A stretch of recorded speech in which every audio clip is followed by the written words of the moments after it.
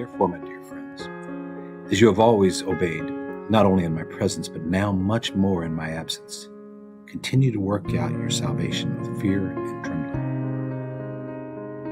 For it is God who works in you to will and to act in order to fulfill his good purpose. Do everything without grumbling or arguing, so that you may become blameless and pure, children of God without fault in a warped and crooked generation. Then you will shine among them like stars in the sky as you hold firmly to the word of life. But even if I am being poured out like a drink offering on the sacrifice and service coming from your faith, I am glad and rejoice. So you too should be glad and rejoice with me.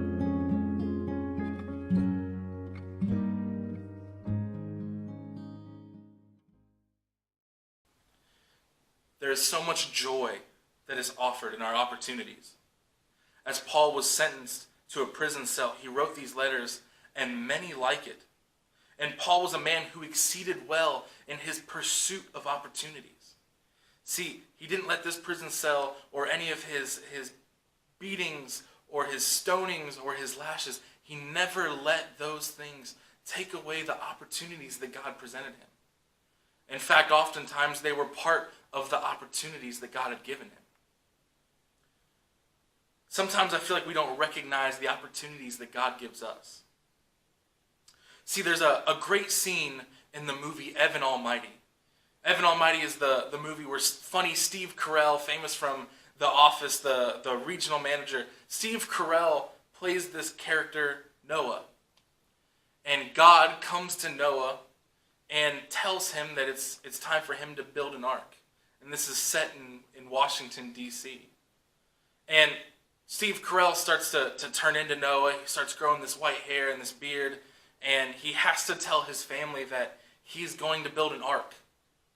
And all of these animals start helping him, and his wife goes through this frustrating moment as she's dealing with her husband who got this, what she thinks is this crazy dream from God, and yet he's pursuing it the way he's pursuing it. And God, played by Morgan Freeman, which I find ironic because when I think of God's voice, I often think of Morgan Freeman, talks to her in this restaurant and tells her about how opportunities come about, how prayers and opportunities coincide.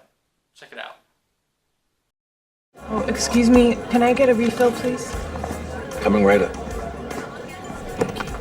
Excuse me, are you all right? Yeah. No, it's a long story. Well, I like stories. I'm considered a bit of a storyteller myself. My husband? Have you heard of New York's Noah? The guy who's building the ark. That's him. I love that story. Noah in the ark. You know, a lot of people miss the point of that story. They think it's about God's wrath and anger. They love it when God gets angry. What is the story about then, the ark? Well, I think it's a love story about believing in each other. You know, the animals showed up in pairs. You know, they stood by each other, side by side, just like Noah and his family. Everybody entered the ark side by side. But my husband says God told him to do it. What do you do with that? Sounds like an opportunity. Let me ask you something. If someone prays for patience, you think God gives them patience? Or does he give them the opportunity to be patient? If they prayed for courage, does God give them courage, or does he give them opportunities to be courageous? If someone prayed for the family to be closer, do you think God zaps them with warm, fuzzy feelings? Or does he give them opportunities to love each other? Well, I gotta run. A lot of people to serve. Enjoy.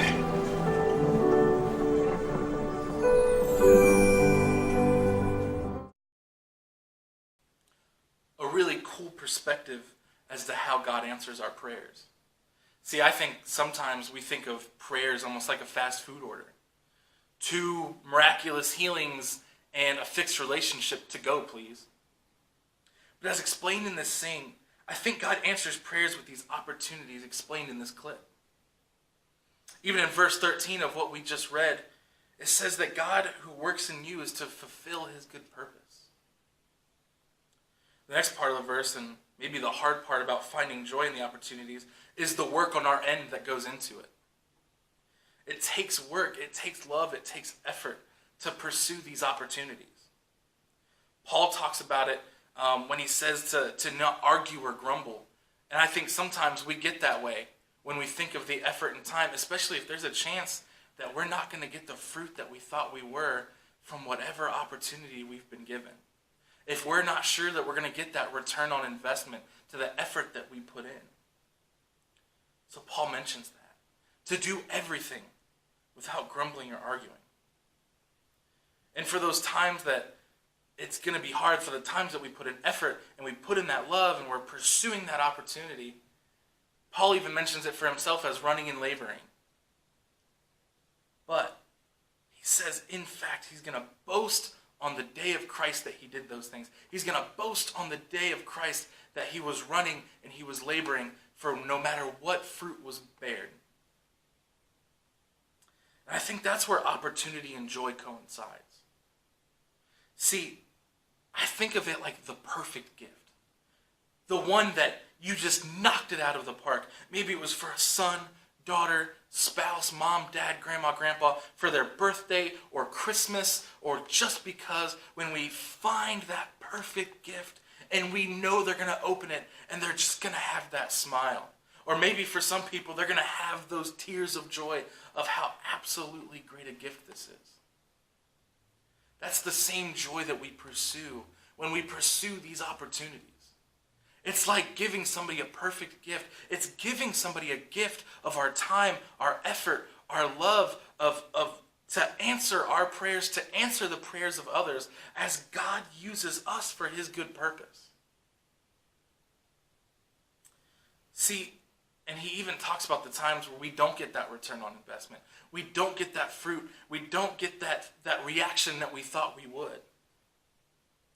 For himself, he talks about it but even if I am poured out like a drink offering on the sacrifice and service coming from your faith, I am glad and rejoice with all of you.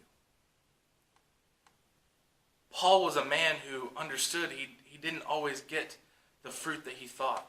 In fact, he mentions many times the times he was beaten, stoned, and whipped, and driven out of town, and shipwrecked. He knew what it meant to put in this opportunity, to put effort into an opportunity that didn't bear the fruit that he wanted. Where the gospel did not fall on their ears the way that he thought it would. They did not accept Christ the way that he wanted them to. And sometimes the opportunities that we pursue, we get some of the same result. And Paul warns us of that. In fact, even in the last verse of this, verse 18, he's talking to the Philippians. He talks to us today. He says, so you too should be glad and rejoice with me. Not every opportunity is going to work out to perfection. Not every opportunity is going to feel like the prayer is answered. And sometimes it's not for us to decide. Just as we mentioned in that verse 13, it says it is God who works in you to fulfill his good purpose. There's an incredible purpose that sometimes we don't see the big picture of. But as we pursue these opportunities, we find joy, the same joy that we have when we give that perfect gift. Pursue your opportunities that God gives. Pursue the opportunities that come up as God tries to answer your prayers. The prayers for possibly patience, a very popular one. The prayers for relationships. Or prayers like Evan had to love his family more. Thank you so much. And we look forward to continuing this InJoy study with you in the weeks to come.